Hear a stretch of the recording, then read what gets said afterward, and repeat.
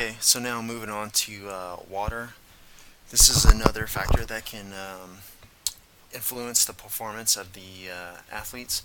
So it's really important for these athletes to get an adequate amount of water. And by doing this, they're avoiding dehydration. So the average person needs about 3.7 liters of water. And as mentioned earlier, the hockey players can lose about 5 to 8 pounds a game, and from that they can easily lose anywhere from 2 to 4 liters, um, just from the sweat. So we have to make sure that these athletes are getting enough water to make sure that they're maintaining a good body water balance. And it's known that it's unsafe to lose um, anywhere from 2 to 3% of your body weight from water loss, and some even say anywhere from 1 to 3. But it's generally known as 2 to 3%. So if for this demonstration, the male weighed about 190 pounds, so 3% loss of water would be about 5.7 pounds lost, and we can see that 5.7 pounds is definitely within the limits of the games that these athletes play in. So them drinking or having at least 4 liters of water on them during practice and during games is very essential, just to make sure that they're getting adequate amounts of water. And as I mentioned before, they should just drink at their own leisure, and they can easily check their hydration status just by looking at the color of their urine to make sure it's not really, really dark yellow. They also don't want it extremely clear. They want it, pretty much between that. They want it almost like like a nice pale yellow. Um, and that would be a good indicator for them to know that they're hydrated or not. And I know another method is they can weigh themselves as just naturally throughout the day, and then after they practice, they can weigh themselves again and see how much water weight they lost, and then they can just keep drinking until they reach their normal weight again. But I like the urine color test for me. I think that's easier. Um, Now, some other factors, or another factor, is electrolytes. So you have to make sure that they're getting their sodium, potassium, calcium. Obviously, other electrolytes are important, but I'm just mentioning a few. Sodium works to maintain normal fluid balance in the body and aids in osmotic pressure.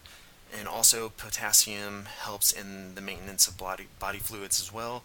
But it also works closely with sodium. But the interesting thing of this says sodium right here, but this should actually be potassium, so that's a typo.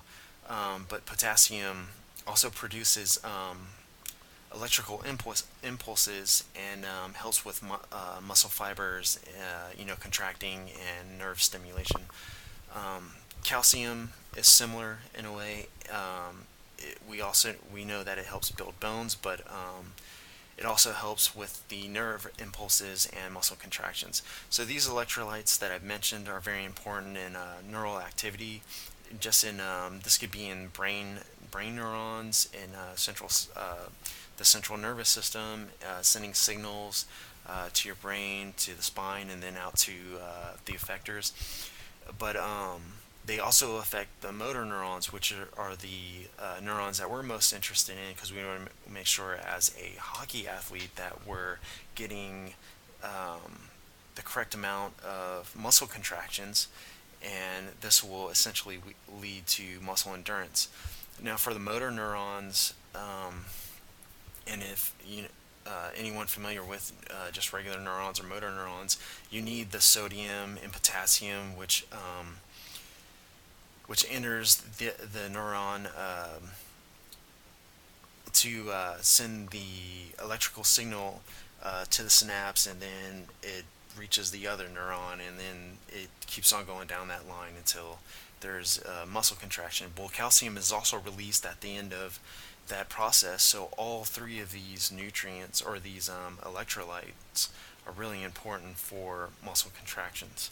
So we want to make sure that they're getting enough of this. And a lot of the stuff, sodium is the easiest one to get, but calcium, it's better to get that from milk and stuff because it's higher concentrations. But you can also get it from like leafy vegetables, such as romaine and I think even spinach. But also potassium is found in so many different vegetables and fruits. That's why it's important to get that extra intake of those types of wholesome foods. Now, other factors influencing performance is just maintaining a good body weight. It's been shown that excess fat can decrease performance. This is just due to gravity pulling on extra weight, and then it's harder for the athlete to move. But in the same sense, the hockey players do want to be a little bit heavier weight today, around 200 pounds, but that's just because of the environment. And these guys are, whenever these guys hit each other or run into each other, they want to make sure that they're strong enough to create or absorb that impact. But also speed is a thing for them too, so they want to make sure that they don't gain too much weight. Also, adequate intake of carbohydrates.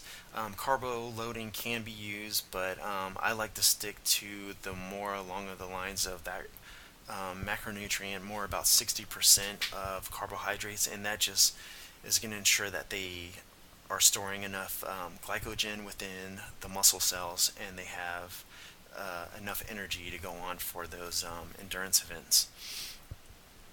Um, interestingly, it's been shown that the cold water can help, but also carbohydrate solutions can be just as effective in when these guys are training in the heat. Now, these guys aren't particularly training in the heat, but they wear those uniforms which have a lot of padding on it, and it might not be able to breathe as effectively. So, if look at someone who's running, or just someone who runs outside who has a thin layer of clothes, just shorts and a tank top maybe, and then these guys have full equipment on where they're going to be generating a lot of heat. So that's why I put in the Gatorade solution in here too, because that can help them prolong their duration of endurance. So just getting back to it, I think the balanced diet, the carbohydrates getting 60%, or more close to the 60% mark of their energy intake throughout the day, and then fat around 30%. Because whenever they're not using the carbohydrates through energy metabolism, they're going to fall back onto the fat metabolism. The carbohydrates are slightly higher though, because we want to make sure that they're keeping up that endurance. And the protein being the smallest, because it's the body really doesn't need that much protein, and it's not going to get that much energy from the protein content. But we still want to make sure that they're getting adequate amount of protein throughout the day in order to repair muscles and all that. Now, this is going to be dependent on the individual, but caffeine is also seen to be seen as a ergogenic aid. So it's been found that dosages up to 3 to 6 milligrams of body weight can aid in athletic performance. These authors also noted that anything really above the 6 milligram mark, and I think they even said 5 milligrams is more optimal for any athlete, but anything above 6 is really just, it's not going to benefit the athlete at all, and they're not going to get any more endurance from it. So I kept it at 3 just to be safe, and they said although it's a stimulant and considered a drug, caffeine is, it's allowed to be used in sports, it's not banned, but if a athlete is tested and they're seen to have, I think it's more than about 9 milligrams per kilogram of body weight of caffeine dosage, then that can be considered doping. So just to be safe, I kept it at the 3 just to make sure that, and they're still going to get athletic performance benefits from that. So it's safe and they can get benefits from it. So that's why I just kept it at 3, just to make sure that it's within a good range. Now, looking at the meal plan that I made that I explained above, this is what Nutrition Calc Plus gave me in the report, and just to show you, I'm getting way over the 100% daily recommended amount of the electrolytes. And this is important as we were talking about the neuron activity and making sure that the muscle contractions can keep going.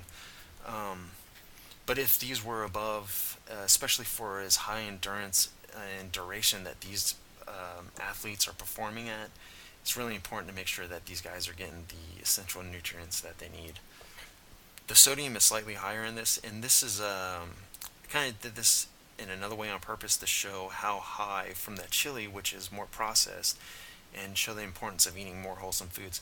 That chili was, I think, it was about 1,000 milligrams. So just 1,000 of this is just from the chili alone, and that's really excessive. It really is. 1,000 milligrams in one can of soup that's quite a bit. Like, that's really a lot. But it shows you too how much it makes the sodium intake increase. However, they're going to lose a little bit from this from sweat, and these athletes are likely going to use all these nutrients, especially at the level that they're training at. Now for the caffeine, staying at I'm going to stay at 3 milligrams per kilogram. So if the athlete weighs about 190 pounds, we're looking at 86 kilograms of body weight, and then that would equal about for 3 milligrams. We're looking at about 258 milligrams of caffeine allowance for that individual that weighs 86 kilograms. Now, if the person doesn't want to take that, and it's personal preference that they just don't want to get performance ergogenic effects from caffeine, then that's fine. And the great thing is that within those meal plans, that meal plan that I made, that, like I said, they can just drink the cup of milk if they want to, and they can just get rid of the coffee, the instant coffee teaspoons, and that will only account for 30 calories throughout the whole day. So they're not going to even be missing out on calories if they decide not to go with the caffeine. That would just be on personal preference, and if the individual knows that they're hypersensitive on caffeine, then they probably won't want to take it anyway. So that's going to be up to them if they want to do that or not. But just because it is a good performance enhancer and it's legal, that is something that they could use. But the carbohydrate substrate from the Gatorade will probably work good as well, and they could even get rid of the maple syrup, and for the same amount of calories they could just add another Gatorade. So showing the carbohydrates, you can see here that I'm getting closer to the 60% mark. I'm at 52. Protein is the lowest at 13, and then fat is at 34%. So I'm definitely within the range that I explained above, and I love looking at the pie chart because you're able to see, because this is a more balanced diet, where you can see the carbohydrates are the biggest portion of the individual's energy intake for the day, and then here's the fat intake, and then the small protein. And this is pretty ideal for not just the athletes but any individual. And they might want to take a Monster Energy drink instead. However, as you can see, Monster Energy drinks are usually really high in B vitamins, but as you can see from just the wholesome food that these guys are eating, they're getting way over 200% of their B vitamins, and that's usually what Monster gets, about 200% of the B vitamins. So really, with just drinking natural coffee and a wholesome diet, you can get the same benefit, and it's less expensive. So that would be up to the individual as well, but it's really not necessary to drink Monster Energy drinks. And this is just showing how we're keeping up with the grain intakes, and we're just getting the whole adequate amounts of vegetables, fruit, getting our dairy intake and protein. And this just shows how varied and diverse the diet is, with a lot of fruit intake. And I'm doing this because this is where you're going to get the most of the potassium and all those electrolytes we need is from the fruits and the vegetables as well. And then the grains are going to give us our B vitamins, so that's the replacement for the Monster Energy drink if need be. In summary, the most important thing really is the calories and water. Even more so, I mean, obviously the electrolytes and all that's going to come with it, but just really the calories and water, making sure that they get the adequate amount of calories and water. I think that's the most important important ones. They have to keep up that energy, but they also need water to replace the fluids lost.